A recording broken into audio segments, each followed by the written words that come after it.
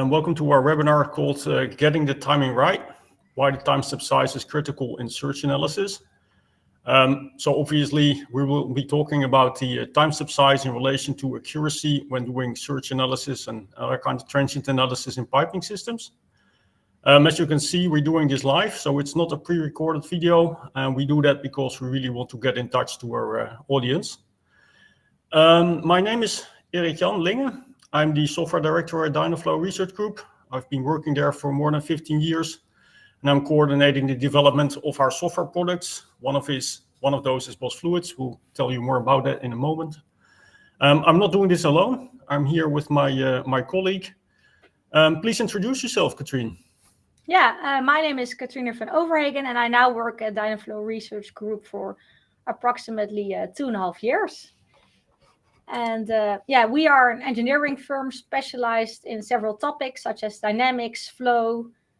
We perform search analysis and pulsation studies, and we also focus on fiberglass engineering.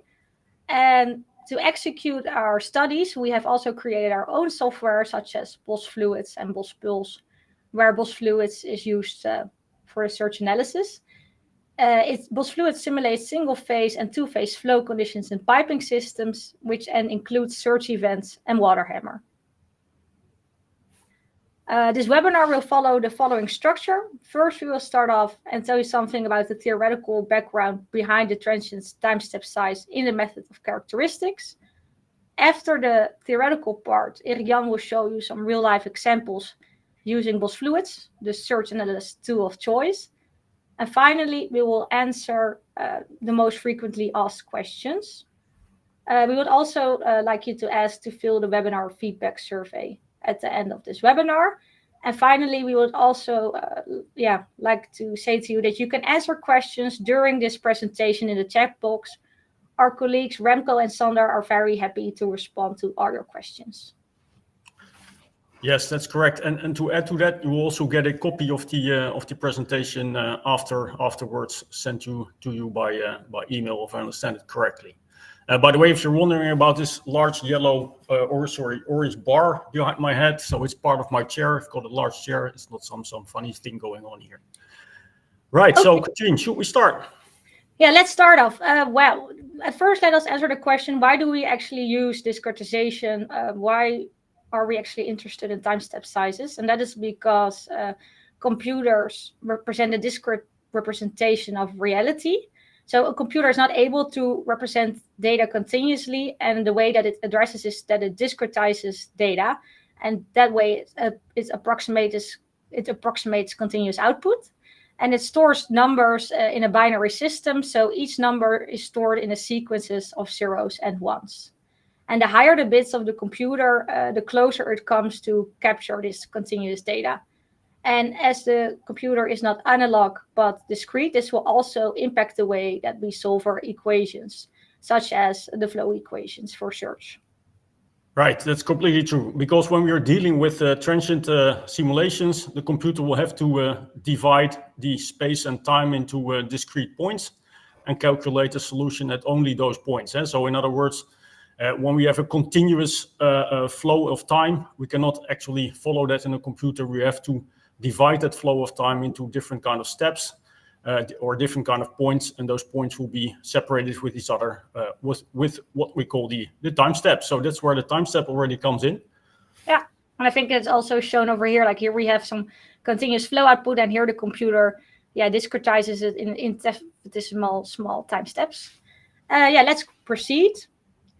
Pressure waves can occur in piping systems, and the potential surge can cause large forcing in piping systems. They can cause large forcing onto piping components itself, such as bends, but also on equipment or valves. And the pressure or surge is caused by different causes. For example, due to rapid valve closure, pressure waves can propagate through systems, but also due to pump-related causes, such as pump trip or pump failure or pump start. And this pressure wave, which propagates through the piping system, can lead to large pressure differences. So, for example, in an expansion loop, you can imagine that for opposing bends, there is a difference in pressure. And this difference in pressure will cause large forces onto your system and can ultimately, in worst case, lead to failure. And this potential surge is captured by the Joukowsky equation as presented over here. That means that total difference in pressure equals the wave speed times the density of your liquid times the difference in velocity. Okay, and then Katrine, why don't we only use the Joukowsky equation? Is that not sufficient to do a transient analysis then? I think the Joukowsky equation is very useful, but it's more a rule of thumb to get an idea of the magnitude of the surge on your piping systems, but it cannot predict how these pressure waves actually propagate in this real piping system. So okay, we don't get any idea of that. So in order to do that, we use a transient solution algorithm, which is based on the method of characteristics to solve the flow equations, which are used to model surge analysis. And that is also the goal of this presentation or webinar, is that we will examine this transient solution algorithm, and we will specifically address the role of the time step size on the solution algorithm and on the calculated results. Okay, well, that sounds interesting, Katrine. What are we going to talk about specifically here? Yeah, well, first we'll kick off and tell you something about the method of characteristics, so on which equation they are based, and we will also say something about why this is such a nice or desired way to solve these wave equations. We will also address the influence on the time step size on multiple aspects of this analysis, and we will also show how the wave speed is related to the temporal and spatial time step size. We will also show you how a smaller time step size will lead to a better or more accurate results for some cases. However, not for all flow models, this relationship is that coherent. And finally, we'll also address the computation time and the relationship with the time step size. And I will already say you that this relationship is not linear. Okay, well, this also sounds very exciting to me. So there's a lot of stuff to it you have to cover. So let's start, I would say. I think that it is good to start off with the wave speed, because the wave speed is the speed with which this pressure wave actually propagates through our piping system, and it depends on multiple parameters. It depends on the diameter of the pipe, the wall thickness of the pipe, the density of the fluid, and the bulk modulus of the fluid, the elasticity of the pipe material, and the pipe restraints, which means, for example, is the pipe buried or does it lay above ground? And then we get the following expression for the wave speed as given over here. And it is the square root of the bulk modulus of the fluid K divided over the density of the fluid, divided by this factor over here, which actually represents the pipe parameters and is kind of the elasticity of the pipe wall. Okay, so the wave speed not only depends on the bulk modulus or the elasticity of the fluid, but also on the geometry and material properties of your pipe. Is that correct? Yeah, that is indeed correct. So obviously from this relationship, we can see that a higher bulk modulus is correlated with a higher wave speed. And that is also, the bulk modulus is kind of actually the flexibility of the fluid itself. And for example, for liquids, we obtain a much higher wave speed than, for example, for gas, because this is much more elastic. Yes, and then so if you also, as Katrine mentioned, the material properties of the pipe also play a role. So if you have a liquid in a rubber hose, the wave speed will be much lower than if you have a liquid in a stiff steel pipe. Yes, indeed, that is also the case, yes. The method of characteristics is actually a method which enables us to solve the partial differential equations along so-called characteristics lines. So it uses these characteristics lines to discrete these equations. And we use the partial differential equations for transient flow and closed in a pipe, for continuity and for momentum. These partial differential equations are first simplified, and after the simplification, they are transformed in a set of ordinary differential equations, which then can be solved. And by this, we can obtain the pressure and flow rate at discrete locations in the space-time domain. So here we have the partial differential equations for transient flow and closed in the pipe. This is the simplified form. The simplifications have been made by using some assumptions, which are that the fluid flow has a constant density over time, and that the flow velocity of the fluid is much lower than the wave speed. And please note that this sinus alpha term here is attributed to the inclination of the pipe, And the last term in the momentum equation involves the friction coefficient. So this is the shear stress of the fluid flow along the pipe wall.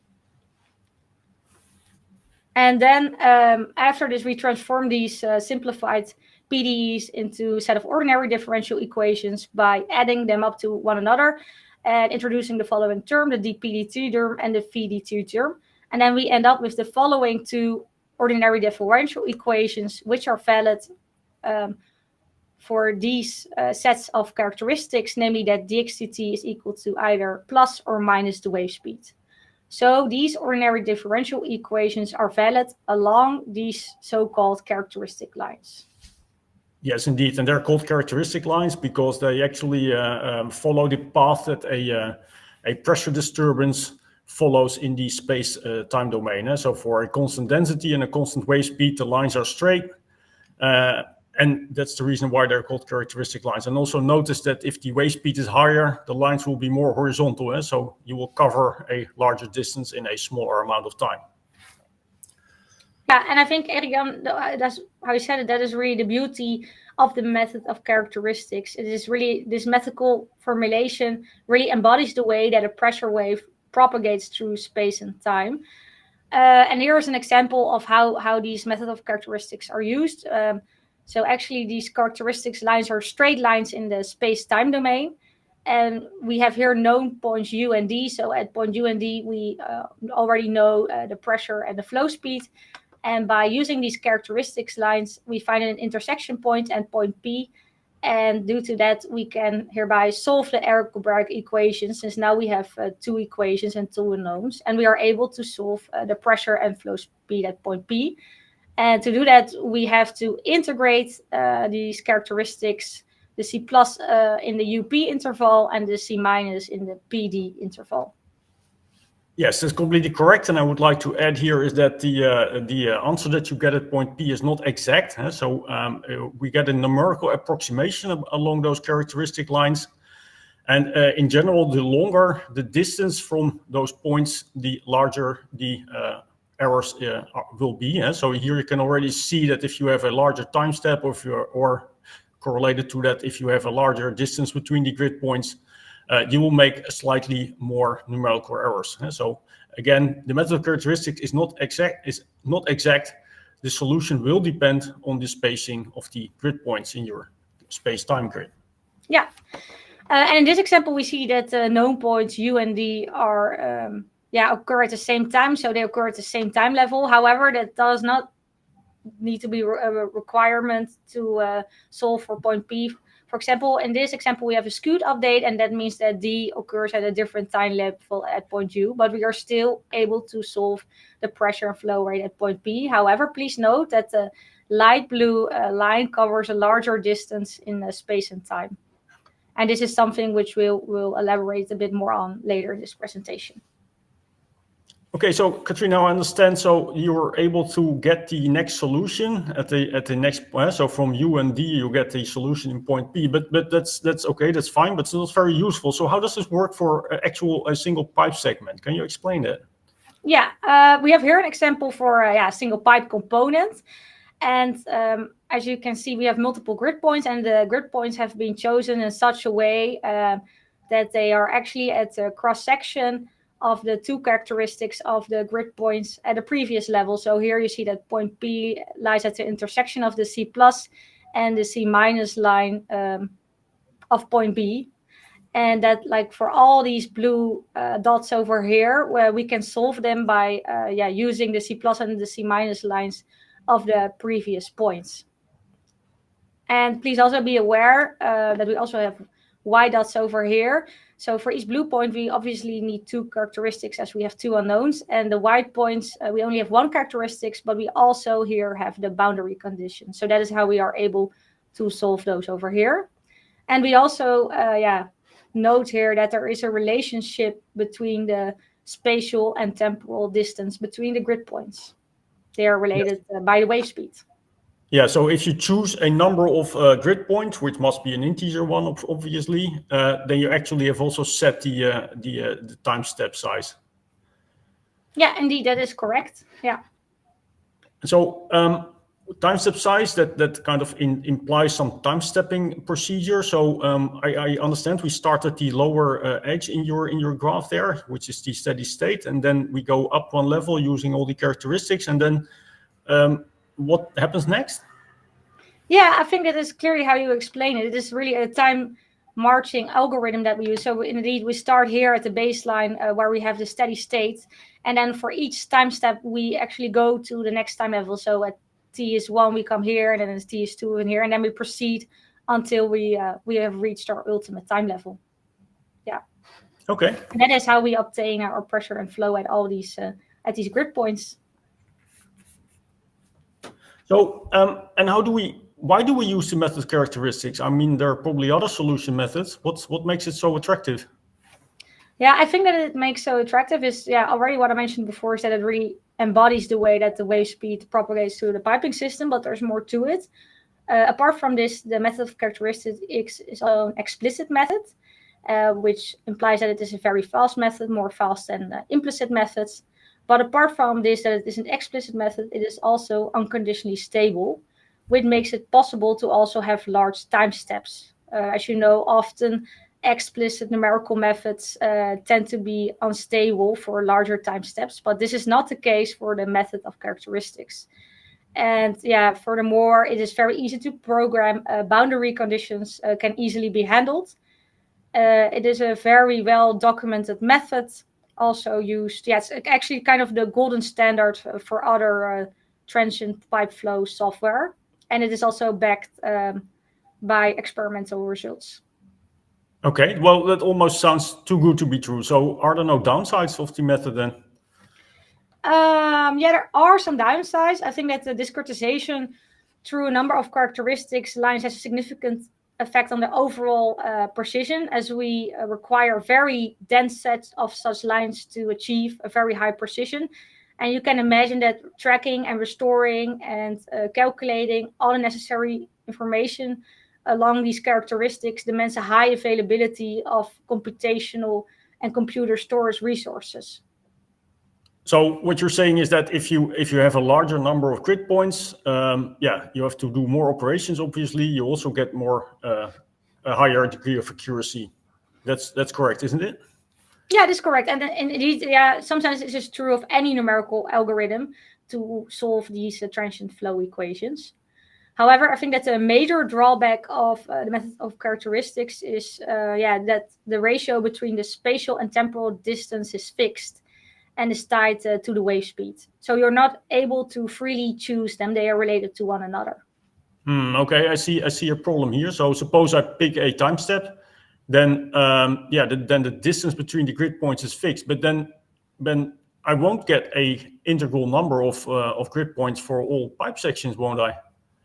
Yeah, I think that is indeed the difficult part, which makes it almost impossible to represent an exact geometry using this method.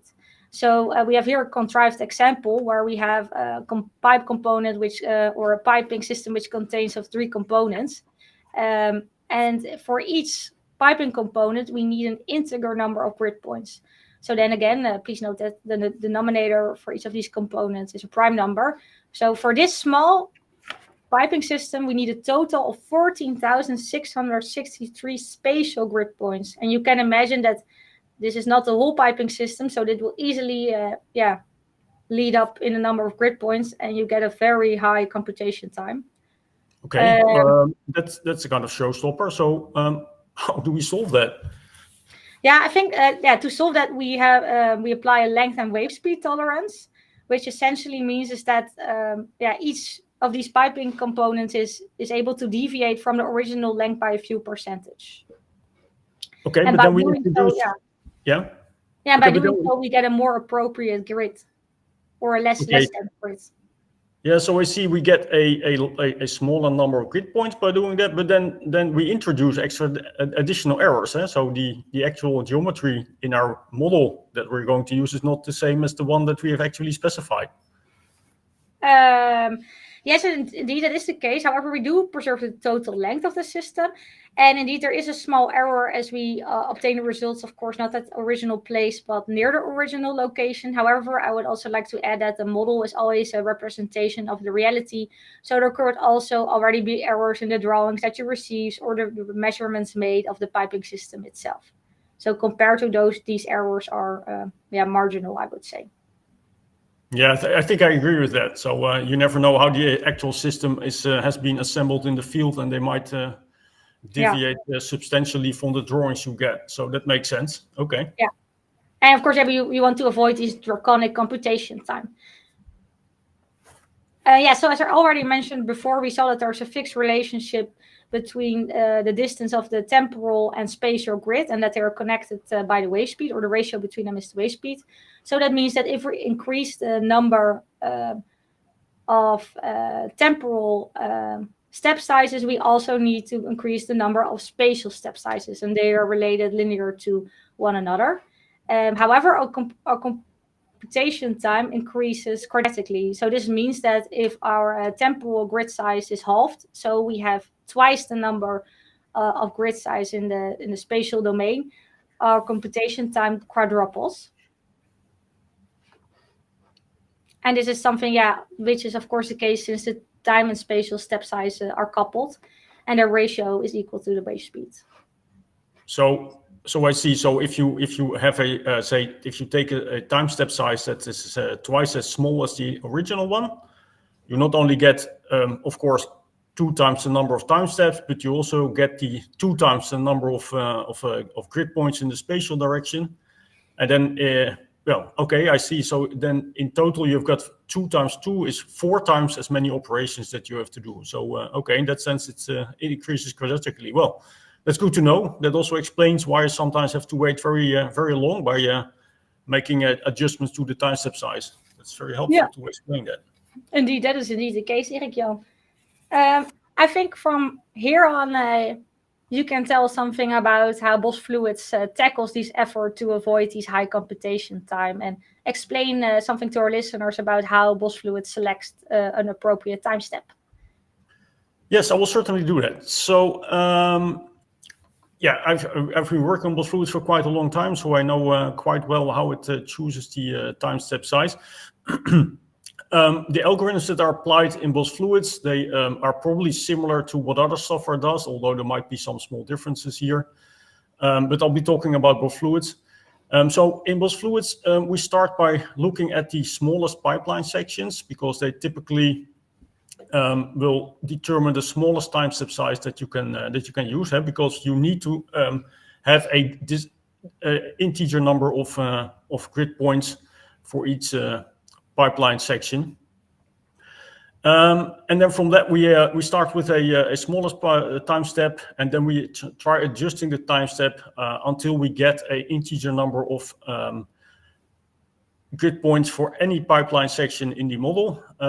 So here we also adjust the sizes of the elements a bit if that's necessary, and then if that doesn't fit, we take a smaller time step size until we get a time step size where for every pipe section we have an integral number of grid points, and we also comply with the specified length and wave speed tolerance. So that's normally what we start with. Would you advise people to pick their own time step? Well, in general, we have some, so in general, no. So we have some heuristics built into the program, but that will set an upper limit for the time step size. And these heuristics have been based on experience and a lot of projects that we have done. So in many cases, that will be fine. But of course, if you really want to influence it, and I'll come back to that later on, you can actually do that. Okay, interesting. And what kind of efforts have we implemented in Bos Fluids to reduce this computation time? Yeah, so in some cases, especially when you have models consisting of very small and very large elements, you end up with a quite small time step in order to accommodate those small elements. But that also implies that you have a lot of grid points for the larger pipe sections. And that means that, your computation time goes up quite drastically. So we apply a number of optimizations to avoid that. So first of all, when we have very small elements, we see them, we actually regard them as being lumped. So that means that they have no actual no length anymore. They're kind of taken out of the flow grid, but we do add the length of those elements to the adjacent elements. Mm-hmm. And what we also do is, if we have also small elements, we can stretch them a bit in order to make sure that they don't negatively affect the time step size that is being chosen. And here again, we will adjust for the length of the neighboring elements in order to preserve the total length of the system. And you already indicated that this is important for instance, when calculating the unbalanced forces. And the last optimization that we apply, which is the most effective one, is that we will actually merge adjacent elements with similar properties. So if you have a number of pipe sections, and they all have the same diameter and the same liquid is flowing through them, then we actually will merge them in one longer pipe section. So that will be much easier to pick a time step for those longer pipe sections. But Erik, so for all these methods, the total length of the system is preserved? Yes, we try our best to preserve the total length. So as I said, in order to make sure that the time that it takes from a pressure wave to travel from one part of the system to another part remains more or less as it would be in the original model. And that's why is it so important? Well, as you already indicated, so the unbalanced forces, for instance, depend on the pressure differences, and those pressure differences typically arise from the time that it takes from a pressure wave to travel from one point to another point. Okay. And so we really want to preserve that propagation time. Okay. By the way, what you see here too is that the grid points, after we have merged an element, those grid points will not necessarily coincide with the original nodes in your model. So in order to get output at the original nodes, we do have to apply some interpolation. So this makes the implementation a bit more complicated, but it's very much worthwhile because we can really lower the execution time of your search analysis. Okay. Interesting. And then other methods we apply to reduce our computation time and to have fewer grid points. Yes, absolutely. So the most important one is shown on the next slide. So this has to do with what we call grid coarsening. So what we actually do, we don't use a single time step size throughout the entire model. And so actually what we do is we start off with a base time step, which is determined by the previous methods, so by the optimization of the model. And after that, for each pipe section, we're going to increase the time step size if that's possible. And then we end up with a situation where for different pipe sections, we have different time step sizes.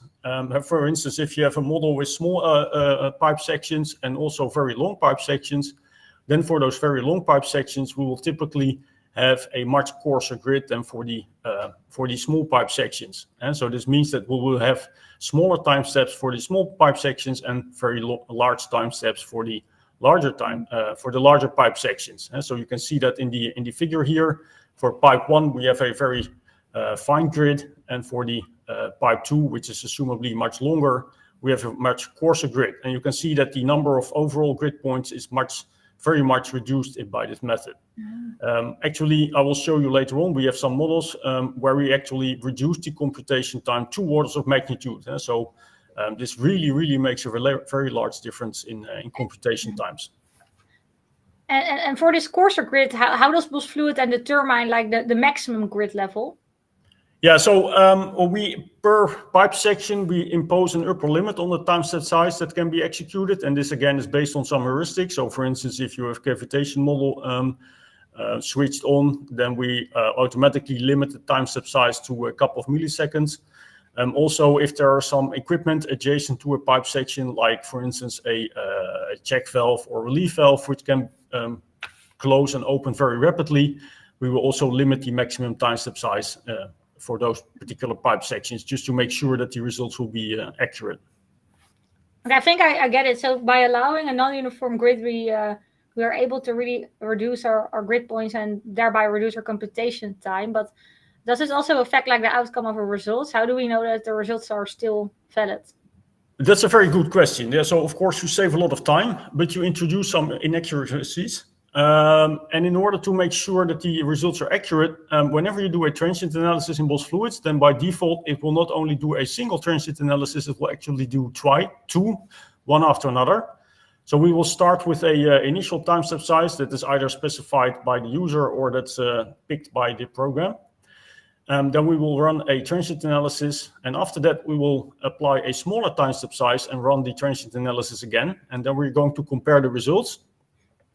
And if those results do not deviate too much from each other, then we consider the results accurate enough.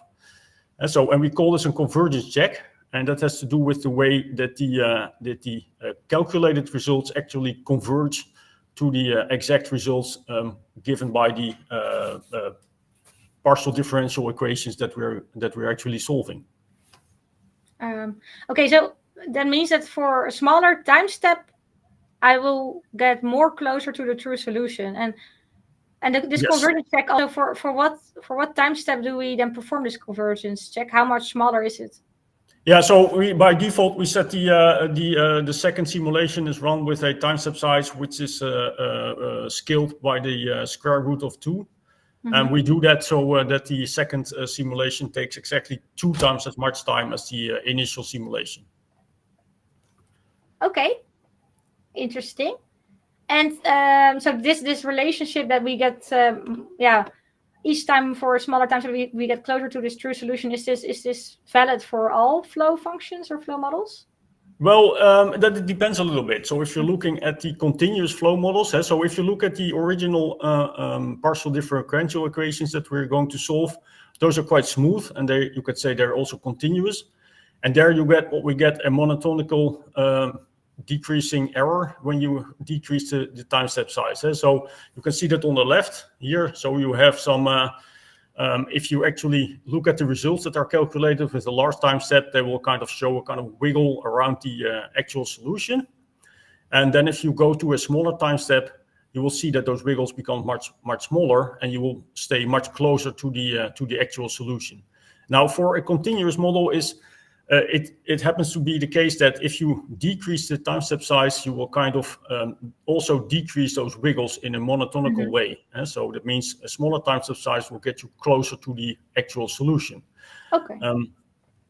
And the idea here is with the convergence check is that we check whether the wiggles are not too large in order to make sure that we have a converged solution. So that's the idea that we're doing here.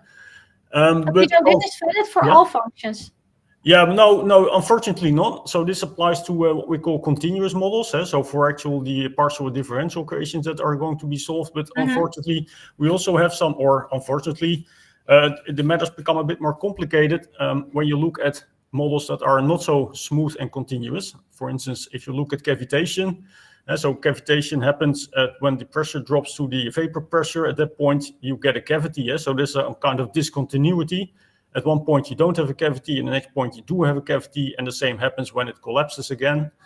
And you also have these kind of discontinuities when you're looking at check valves and relief valves and those kind of things. And here, the situation is a little bit less clear. So for these kind of models, if you make the time step size smaller, you will get closer to the true solution, but it's not in a monotonical way. So that means that if you make the time step size smaller, you might even get further away temporarily from the actual solution. And then if you decrease the time step size even further, you might get closer. Then you might move further away from it, get closer again, etc. So it's not so smooth as it was with the continuous models. Okay. And how because people will maybe use these kind of discontinuous flow models. How do people need to interpret these results if they do not know how far they are from how big their error is, or how far they are from the true solution? Yeah, that's a very good question. And my advice here would be to never run a single search analysis and then just take the results as they are. I would always do some variations on model parameters, typically the time step size of my transient search analysis. And then I would look at results from different kind of, or then I would look at multiple output results and then take the variation in those results also into account. So not observe the results from a single search analysis, but observe the results from multiple search analysis, and then take the variation between those results into account to account for model uncertainties and these kind of things. Okay, interesting. So we need to perform at least minimum 2 different time steps. Yeah, okay. That's really, sure. Yeah. Okay, this was the end of the theoretical part and the background of the method of characteristics. Erik Jan will now show you some examples using Bos fluids. Yes, so allow me to take over the screen. Mm-hmm. Could you stop sharing it, please? Yeah. Okay. So I've already opened Bos Fluids. So this is Bos Fluids, our search analysis tool. I'm not going to demonstrate the entire tool during this webinar. If you are interested, we can, of course, provide you with a demonstration. If you contact us, no problem. We would be happy to do that. Here, I would like to demonstrate some of the things that we have talked about in the webinar. So what you're seeing here, by the way, one thing that makes Bos Fluids stand out a bit is that you can work with 3-dimensional piping models. As you can see here, so we have actually modeled the actual geometry of the piping system. So you can include a lot of detail. This, by the way, is an offloading system, which consists of very small but also longer pipe sections. So here I wanted to show you how these differences in sizes can affect the way that we generate the flow grid. So if I would actually do this analysis, I already prepared it, of course. So if I press the run button, I'll get some warnings, but I'll just ignore them for the moment. So what you see here is, for instance, a warning that for one of the elements, its length has actually been stretched in order to make sure that the time step size was not too small. So if you take a look at that, you can see here where the element is located. So it's a very small element next to an elbow and a valve at this point. So what Bos Fluids has done over here is that it has stretched the length of that element a bit in order to make sure that the time step size remains reasonable for the entire model. If you would not do that, you would end up with a time step size that would be very small, and the execution times would be much, much longer. Now, as you can see here, it runs quite fast, even for those large distances involved. And you can also see here from the output of the transient solver that we actually are going to do what we call a convergence check. And so actually, Bos Fluids performs automatically 2 transient simulations just to make sure that the results are quite similar, because then we know that we are already quite close to the actual solution, and we are sure that the chosen time step size was good enough. Now, I already explained that the Bos Fluids time step size is normally chosen automatically. You don't have to do that yourself, and by executing this convergence check, you are getting a confirmation that the time step size was either correct or not. I will show you an example later on where we actually do get a warning that the convergence check was not met. That's for in a few moments.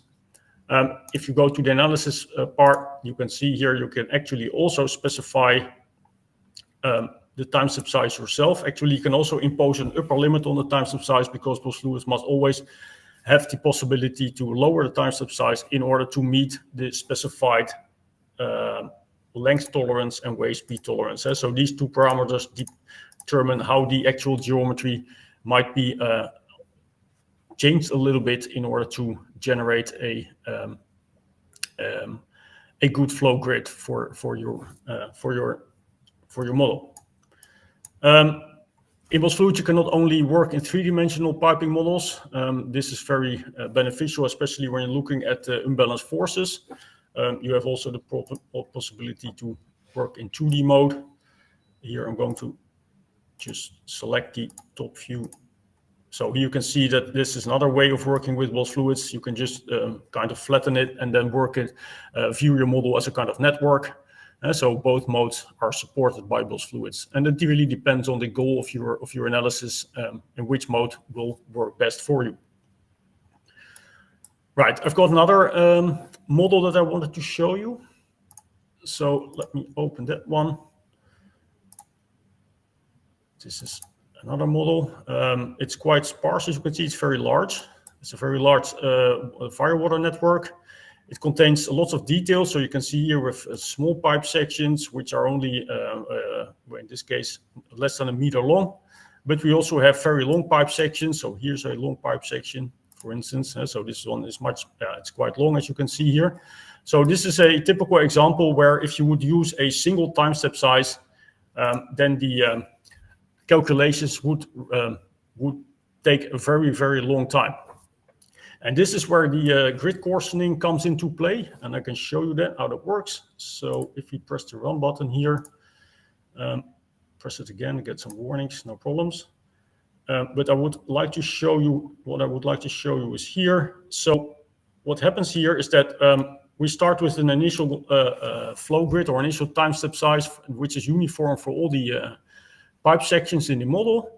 And then we try to increase the time step size for different pipe sections. And you can see here that for the longer pipe sections, we have actually increased the base time step size with a factor of 32. This is a power of 2, and this is all explained. We have actually published a paper on this method. So you can also read more about it in that paper.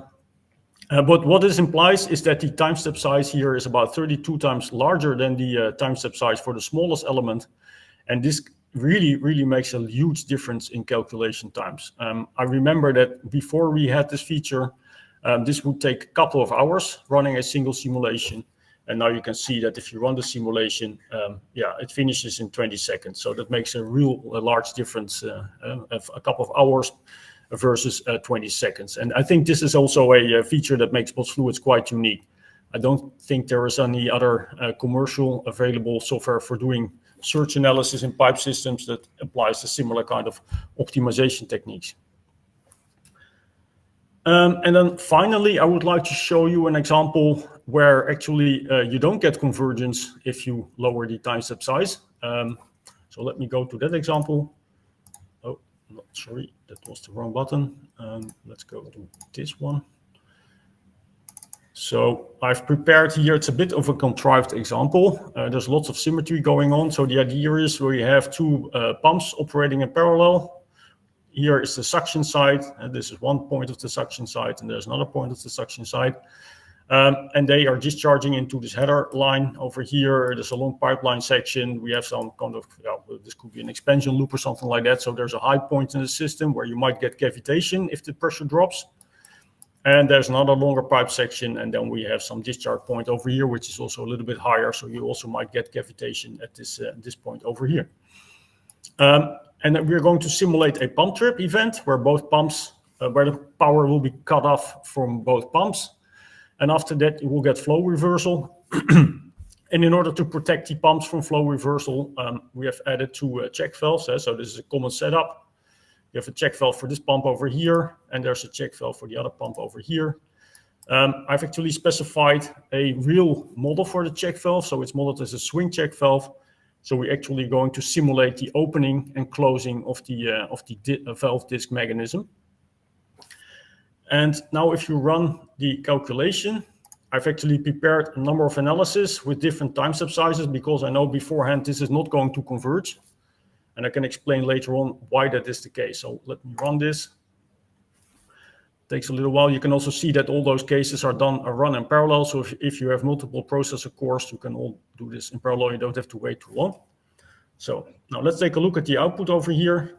So what you can see here is that we have the first transient calculation. This is finished, and then a conversion check is performed where the time step size is lowered.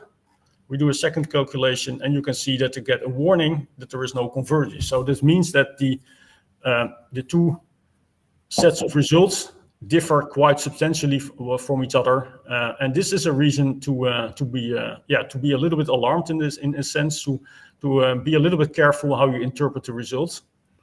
The reason why the convergence check is not met is that there is a lot of symmetry in the model. Those check valves almost close at the same time. But if you have very, very small round-off errors, if you make very small changes in your actual, in the computer representation of your model, then the sequence of events might be slightly different, and you might get slightly different results. And we can also take a look at that. So if you go to result, by the way, you can see that if you have done a simulation where the convergence check was not met, and you try to review the results, you will get a warning that you must be careful about it. You can actually also delete it, but I'll just keep them for the demonstration here. I'll have to do this a couple of times. A bit annoying, but that's on purpose. And then, so as I said before, is when I encounter a situation like that, of course, you can try lowering the time step size, and sometimes it also helps to switch to a different cavitation model. In some cases, you cannot simply get rid of the warning because there is just some variation in the results, and you will have to take that into account. So in order to do that, I will just select 3 output results. Then let's say we're interested in the pressures at this check valve over here. I'll just press the button here, you get a graph. And now you can see that there is indeed some variation. So we've got these pressure peaks, and this is quite quite typical of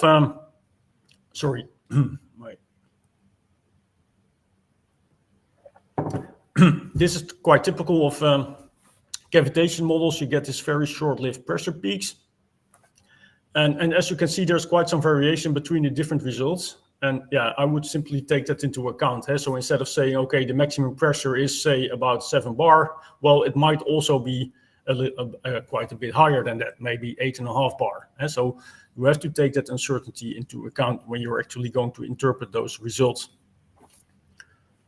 I know, by the way, that I can make this model to pass the convergence check, and that's by making the check valves ideal check valves. But I would say that's not really a really realistic outcome in that case, because no check valve will close in 0 time. So it's a solution, but it kind of it's a way to ignore the actual problems that might be happening in this system. So when you get this convergence check, it's a kind of warning for you to take a closer look. You might be able to get around it by simply specifying a smaller time step size, and sometimes the problem goes away and you actually get an accurate solution, which is quite stable. But in some cases, especially when you're dealing with check valves and cavitation, this is simply not possible. And you will have to look at different sets of results obtained with different kind of time steps. Okay, well, this concludes my very short demonstration of Bosch fluids. As I said, it's very short. We don't have a lot of time left. Again, as I said, if you want to know more about the software, then please contact us and we will be very happy to arrange a demonstration for you. So, Katrine, please put the slides back on and we can continue with the last part.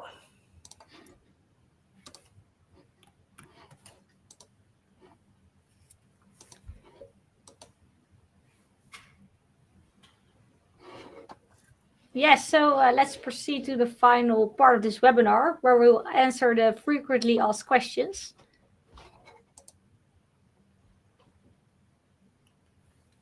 Yes, so let me start with the first one. By the way, we got a lot of questions. We've picked out the ones that we think are most relevant and most insightful. So obviously there were much more questions, and some of those will be answered afterwards by email. So let's take a look at the first question that we picked out. That's okay. So how do you specify an appropriate time step size? Well, I hope we have already addressed that in the previous part of the webinar, but I'll just go over it again. So the geometry of the piping system typically dictates very much the time step size that you can use, because you have to use an integral number of grid points for different piping sections. So that typically imposes an upper limit. But sometimes this is not the case. And then I would say that if you have very smooth continuous models, so there is no cavitation, you don't have relief valves, you don't have check valves, then typically a time step size of, say, 10 milliseconds might be appropriate. But in any case, the time step size must be able to resolve the time scale in which flow conditions change. So if you have a very quickly closing check valve or a relief valve that opens quickly, then you must take a look at those time scales, and you must be able to resolve changes on the time scale. And so typically when you're dealing with check valves and cavitation, I would say you would pick a time step size that is at most 1 millisecond. But of course, again, it really depends also on the on the actual flow conditions. But my advice is also never to do a search analysis with a single time step size. Always try to do a second one where you vary the time step size or maybe some other model parameters just to make sure that the time step size does not have a very large effect on the results, because sometimes it does have a very large effect, and this means that you will have to be more careful with the interpretation of the results that you get. Okay, another question we received is, how do fittings affect the time step size? Fittings such as bands or orifice have no impact on the time step size. Bands can be just interpreted as a normal pipe component, so that's not a difference. However, non-pipe elements such as orifice and valves are viewed as zero-length elements, so they're essentially lumped, and their length is added to the adjacent pipe elements in order to preserve the total length of your piping system. Okay, and the next one is then how are the surge forces calculated? Well, Katrine already explained that, but I'll repeat it here.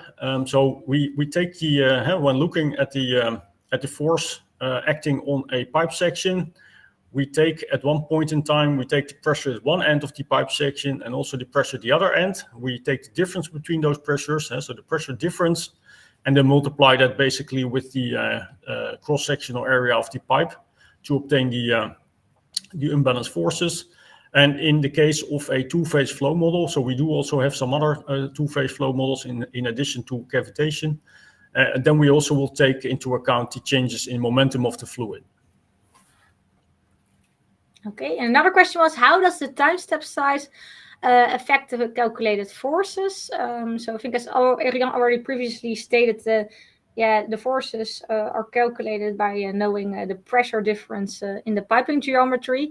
So the forces essentially depend very much on this wave propagation and the piping geometry itself. So it is very sensitive to this. So the smaller the time step size, of course, the more accurately you are able to model the geometry, and the better the geometry is approximated, and the more valid your result will be. Again, we would always advise you to try to use different time step sizes. Yes. Can you go to the next slide, Katrine? Yeah. So how do we simulate the closure and opening of check valves and relief valves? So for those valves, we have a set of equations describing the motion. So it's typically Newton's law of motion that we use. And we connect those equations with the flow equations, and we solve them all together. And this allows us to simulate the opening and also see what their effect is on the flow conditions. And typically this will require very small time step sizes in order to get accurate results. So I mentioned the time step size of, let's say, 1 millisecond. And for this reason, Bosch fluids will also limit the maximum time step size for pipe sections that are adjacent to relief valves and check valves and that sort of things. Okay, another question was, how does the time step size affect the way in which subatmospheric pressures are captured? Well, as we already know, a smaller time step size is related to a denser spatial grid, which enables us to better capture geometrical changes in the piping system. And for subatmospheric pressure, we are very interested in these geometrical changes because often cavitation occurs at piping components the most furthest located away from the pumps or at higher altitude levels. So indeed, for this, we need this specific geometrical changes. So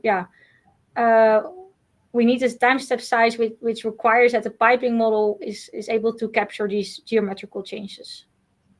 Yes, and I would like to add to that. So if you would use a two-dimensional modeling approach, like I also showed you in Bosch fluids, and which is also typically required in other kind of software, then it's very tempting to take a very long pipeline and just ignore, say, all the expansion loops and just model it as a single pipe section. But then the danger is that you will not actually capture the high points, say, in those expansion loops where cavitation might occur first. So in this case, it might be better to actually model the actual geometry of the system. And by the way, notice that Boss Fluids also applies this kind of model optimization, where it merges adjacent pipe sections. But we have a rule that if the direction of the piping changes, say from horizontal to vertical, we will actually stop merging pipe sections, because we actually want to make sure that we capture those high points where cavitation might occur. Right, and then how does the time step size affect the simulation of cavitation? Well, that depends a little bit. Cavitation models were normally developed for simulating what we call column separation. If you actually do have column separation, then you will see that if you have a smaller time step size, then everything converges quite nicely to what you would expect and to a more accurate result. But if you're using cavitation models where there's no clear column separation, so you're actually using the models outside the bounds for which they're meant to be used. So for instance, if you've got more kind of boiling situation, that's much more chaotic. And then what you typically see is that having a smaller time step size will not actually lead to a clear convergence of your results. And in that case, I would advise you to, again, take a more statistical approach in interpreting the results you get. Yeah. How to perform search analysis with very long pipelines. As you already saw in the second model Erik Jan showed us, you can imagine that if we apply a very small time step size there, this will take hours or days to compute over all these dense grid lines. So that is, of course, why we in Boss Fluids have implemented the grid coarsening, which allows us to speed up the calculation by allowing the system to pick a non-uniform grid. So, for example, for the very long pipelines, we have a higher grid level than for the very small pipeline sections. Yes, but it of course only works if you have software that actually can do that. Yeah. Another question we received is, well, what about non-metallic pipes? There's no really difference based on the pipe material, as long as you try to incorporate the right pipe and fluid properties into your system, as this obviously depends your wave speed. So it doesn't really matter if it's a rubber or a steel pipe, as long as you just use the appropriate parameters. Right, and that gets us to the final question. So this has to do with how to deal with large short-lived pressure spikes. Well, those kind of pressure spikes typically arise when you use two-phase flow models, for instance, cavitation, but also sometimes when you have check valves and that sort of things. Well, here the complication is, as already explained, those cavitation models are sometimes used for purposes they were not really meant for. For instance, so if the pressure drops to below the vapor pressure in longer pipeline sections, that was not really the purpose of, or that was not where the models were developed for. So they were developed mostly for column separation. But when you do run into those kind of situations where you get these kind of boiling effects or other kind of effects, then some of these pressure spikes might be a numerical artifact because the models are not completely valid anymore. But I would say that even if it's a numerical artifact, it's still a sign that you have to be very careful because you don't really know what's going on in reality. So you will have to take that into account.